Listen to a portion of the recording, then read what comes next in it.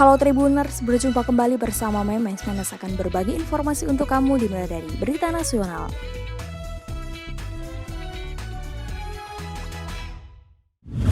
Sebuah pesawat sipil asing unscheduled dengan kalsik VOR06 nomor registrasi G DVUR tipe DA62 yang sedang terbang dari Kuching ke Sena, Malaysia diperintahkan mendarat oleh Tentara Nasional Indonesia Angkatan Udara di Batam pada Jumat 13 Mei.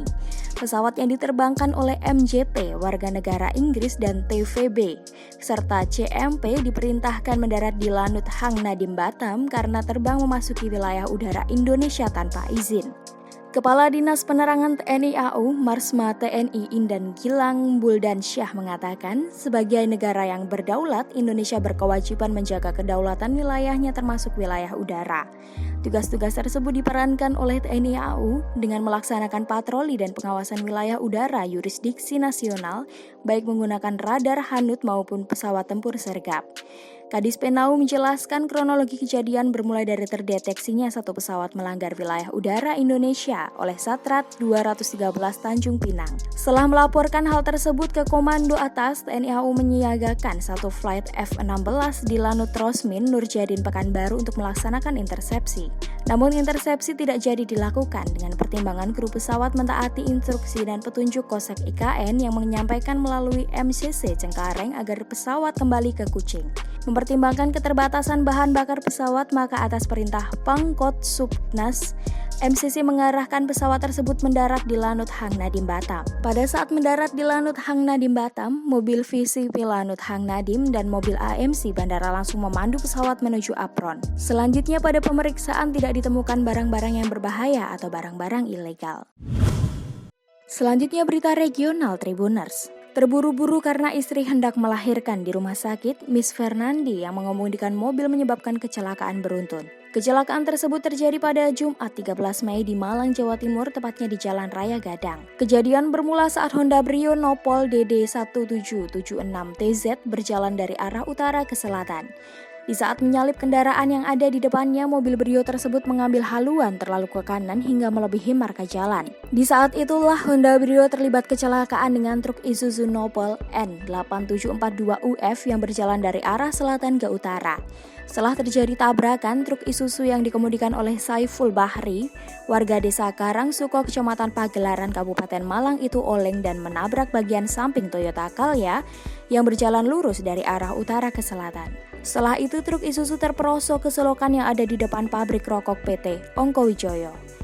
Namun pengemudi maupun penumpang truk mengalami luka-luka dan dirawat di RS Benmari Malang.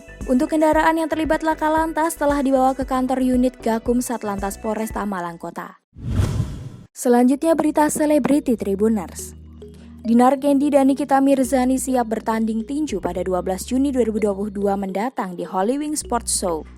Dalam pertemuan kedua pihak, mereka menyinggung perihal pertemanan mereka yang sedang tak bersahabat. Nikita mengaku telah mencoret Dinar dari grupnya, sedangkan Dinar mengaku hanya dimanfaatkan oleh Nikita. Namun Nikita justru mengaku tak menganggap Dinar sebagai temannya. Lebih lanjut lagi, Niki juga menyinggung perihal Dinar yang tak bisa disebut sebagai seorang selebriti. Tak terima, Dinar pun juga mengaku bahwa dirinya memang tidak ingin disebut sebagai selebriti. Di sisi lain, Niki merasa bahwa Dinar ingin mengikuti gaya dirinya.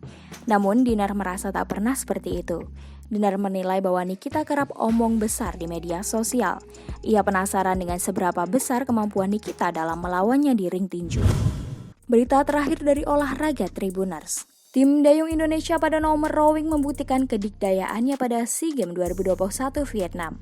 Pasalnya, tim rowing Indonesia sukses keluar sebagai juara umum dengan mendapatkan 8 medali emas dan 6 perak. Chef the Mission, Ferry Kono pun menyambut bangga prestasi tersebut. Ferry menilai prestasi ini juga sekaligus membuktikan bahwa pengurus besar Persatuan Olahraga Dayung seluruh Indonesia benar-benar menjalankan program pembinaan sehingga cabur dayung Indonesia selalu mendapatkan prestasi bagus di setiap SEA Games. Pada SEA Games 2017 Kuala Lumpur, rowing tidak dipertandingkan. Namun demikian, rowing pun masih mampu mempertahankan dominasinya ketika turun di SEA Games 2019 Manila dengan 3 emas dan 2 perak. Lebih lanjut, pria yang menjabat sebagai Sekretaris Jenderal Komite Olimpiade Indonesia itu berharap raihan manis yang dapat rowing dapat dilanjutkan di nomor kano yang juga masuk dalam pembinaan PB POTSI. Nomor Kano akan memulai perjuangan di SEA Games Vietnam pada 17-21 Mei mendatang.